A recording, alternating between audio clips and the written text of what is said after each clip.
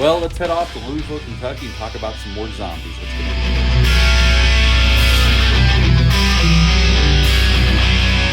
Welcome back to my channel. Hope you're all doing well out there. Today we're going to talk about a little bit more of zombie fun in Louisville, Kentucky. But before we go to Louisville, like, comment, subscribe. Join me here. I greatly would appreciate that. Today we're going to talk about 1985's Return of the Living Dead. This movie dropped August 16th of 1985. It's rated R. It's an hour and 31 minutes long. Had a budget of $4 million, and upon release, it made a little over $14 million.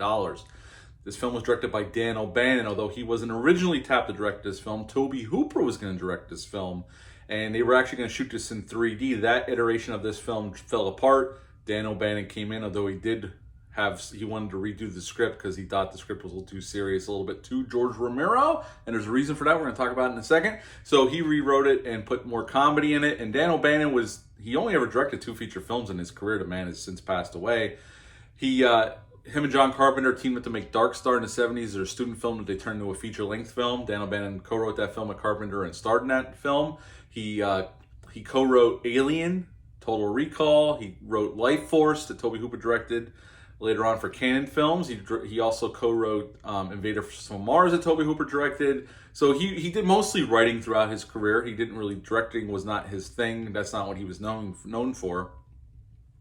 We got a pretty good cast of veteran actors here. We got Cole Gulager, can't talk, as Bert. He owns this small medical supply warehouse that causes a lot of these problems that we encounter during this film. The great James Karen plays Frank, and he's great.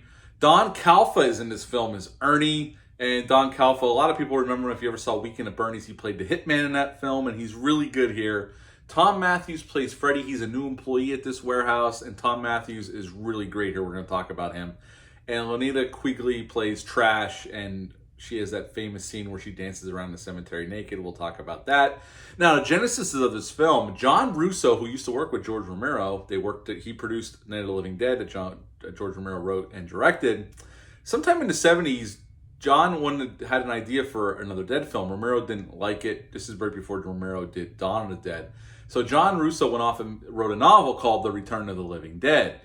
Now, they made an agreement where George would go off and make his own Dead films. He wouldn't use living in his title. He would just use Dead, hence Dawn of the Dead, Day of the Dead, Land of the Dead later on. And John was able to go off and write his novel and be able to make other films. Now, when the script was written for this film, John wanted to work with George on it. George was not interested. This is right around the time George was going off to make Day of the Dead, which is a much more serious film. We just talked about that a couple weeks ago. You can find that review if you go to my George Romero zombie playlist. You'll see that review. So they went to Tobe Hooper, as I said, and they were going to do it in 3D, and then that fell apart, and then they brought in Dan O'Bannon, which this is his first big directing gig. Now, Cole Gulager was like a late addition to the cast. They had went out to some other people. They got turned down, and they went to Cole, and he came in and did the film. And he's really great here. Matter of fact, I would say there's 4 actors that actually make this film. Yes, see Lonita Quigley naked dancing, and she looks gorgeous dancing around naked when I was a kid. Kickstarted puberty, of course. But the highlight of this film, besides the zombies, are these 4 actors. And that's Cole Gulager, James Karen, Don Calfa, and Tom Matthews. They are awesome in this film. Matter of fact, I would say they saved the first half of this film, and I'll explain why. Basically, just being in this film, we're introduced to Frank and Freddy. Frank is training Freddy. He had just started at this medical supply warehouse. Bert is the owner, and he's getting ready to go home for the 4th of July weekend. And there's some banter between the men, and he leaves, and Frank's and Freddy are in the office. And now this film is definitely tied to Night of the Living Dead. That was one of the agreements that John Russo and George Romero made, that John can reference Night of the Living Dead, and they do here. They talk about the movie was based on a true story out of Pittsburgh, and Frank happens to tell Freddy that he has some canisters in the basement that the army left behind that they're storing down there with the bodies in it. So he's like, do you want to see them? And they go down and they see one, and the dumbasses happen to crack the glass, and they get exposed to this gas, and this is where our troubles begin.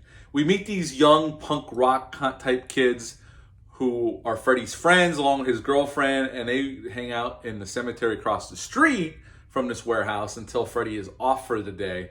And we're introduced to Ernie. He works in the morgue. He is an embalmer in the morgue. And I read some trivia, and they said that his character was meant to be like a Nazi that escaped Germany after the war. That's why he references Nazi culture somewhat throughout the film, but they never really play that up all that much. But yeah, I thought that was kind of interesting when I read about that. And pretty soon, the reanimated corpses in this warehouse come back to life. There's one human and there's a few dogs, butterflies, we see them moving. And they end up calling Bert to come back. Frank does, because they pass out from the gas, but they wake up and they realize they're in trouble because there's a body in the freezer screaming to get out. The dog that Frank ends up killing beats the shit out of it. Half a dog, you can see the organs moving and the dog starts barking.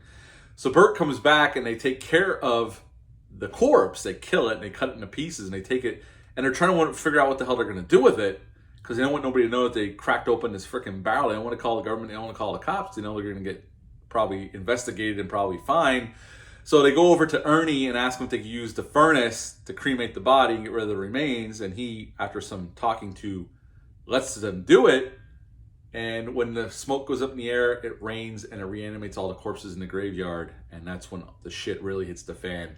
And basically it's just them trying to survive and get away. We see the cops get involved. Paramedics, we get that famous scene with the zombie on the radio calling for more paramedics. And then more cops after they eat all the cops. And we actually get an explanation why they want to eat brains, because that's their thing, brains. They actually get this half torso that kills the one punk rock kid. Ernie straps it to one of his tables, and it can speak. And he asks them, "Why do you want brains?" And they're in pain, and eating the human brain, a live, living brain, actually subdues the pain. That's the reason why they're so ferocious for live human brains. So we do get an explanation why they're doing it. And in this film, unlike Ramiro's, if you shoot them in the head, they die. In this one, they don't. You got to destroy basically the whole freaking body to kill them. Now, in the meantime, Frank and Freddy are dying. Like they look ill. And when the paramedics get there, the paramedics even like, yeah, your blood pressure is like 0. Your body's 70 degrees. Technically, you should be dead, but you're obviously not, because dead people don't talk and they're not conscious and can't have a conversation. And eventually, Frank ends up killing himself by burning himself in the furnace, and Freddy attacks Ernie and his girlfriend, and Bert finally calls the number on the side of the canister, and the army nukes the town. The dead go back into the ground, and then the whole thing restarts again at the end of the film. What to like about this film? Well, the cast. The four main guys we spend most of the time with. The punk rock kids are fine. They're not the most interesting characters here, though. Bert, Frank, Ernie, and Freddy. They're great together. I mean, obviously, 3 of the men are seasoned pros at this point. They were in a lot of films before they did this film. Tom Matthews was pretty new, but Tom Matthews plays great off of James Karen and even Clu Gulager. And then he's not as much involved with talking to Don Calfa. By that point, he's sick and he looks like he's dying. But those 4 men together save the first half of this film, because even though it's 1 hour and 31 minutes long, it takes a little bit to get going, and there's some dead spots until they figure out what the hell they're going to do with this body, and then it releases the gas that ends up bringing back the dead from the grave. But once the shit hits the fan, it's full bore until the end, until we get the ending with the government sending the missile and all that shit. But those 4 men make this movie. Yes, of course, Linnea Quigley's, that scene is famous because she gets totally nude and dances around in the graveyard. And again, she looks lovely. But honestly, those 4 guys really save the first part of the film until we get to the carnage in the second half. Now, obviously, this has gone on to be a classic.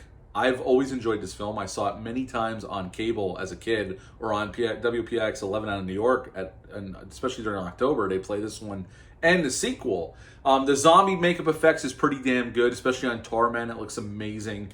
So the effects are well done here. I would say Dan O'Bannon does a pretty good job with the directing. I'm not in love with every choice he makes, but it's pretty well handled. So I have no really complaints there. The pace keeps moving. It doesn't, like I said, it drags a little bit in the beginning till we get to the carnage, but he handles this pretty well considering this is his first big directing gig. I don't have a lot of negatives other than that little bit of a dragging part. This film, while I really like this film, and I own that special edition Blu-ray from Scream Factory, I always prefer Ramiro's Dead films, especially Day of the Dead. I think Day of the Dead's superior to this film, but this is still a pretty damn kick-ass movie. So at the end of the day, I would still give Return of the Living Dead an 8.5 out of 10. I really enjoy it. 8.5 out of 10 for Return of the Living Dead. What are your thoughts on this film? Leave a comment down below. Let me know. Hit the thumbs up, hit the subscribe button, share this video. I would appreciate that. I'll be back soon with my Halloween timeline, another Halloween timeline video, and another review. But until then, bye.